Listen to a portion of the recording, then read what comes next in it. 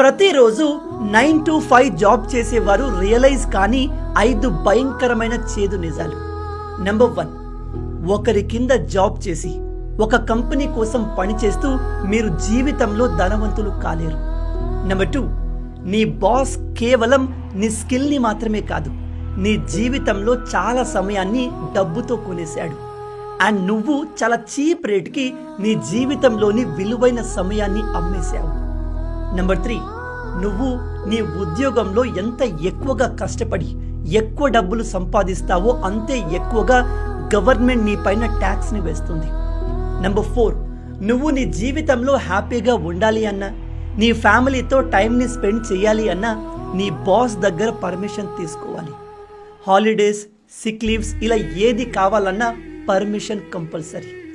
ఇక చివరగా నెంబర్ 5, నువ్వు ఒక వ్యక్తి కోసం ఒక కంపెనీ కోసం ఇంతగా కష్టపడి చివరికి పైకి పోయినా నెల రోజులు తిరగక ముందే నిన్ను వేరే వాళ్ళతో రీప్లేస్ చేస్తారు. జాబ్ అనేది కేవలం నువ్వు బతకడానికి ఉపయోగపడేది. కానీ నువ్వు లైఫ్ని ఎంజాయ్ చేయాలి, ఫ్రీడమ్ని ఆస్వాదించాలి అనుకుంటే this is not the place or way. అలా అని నేను ఇప్పుడు మిమ్మల్ని జాబ్ చేయకూడదు అని చెప్తున్నానా?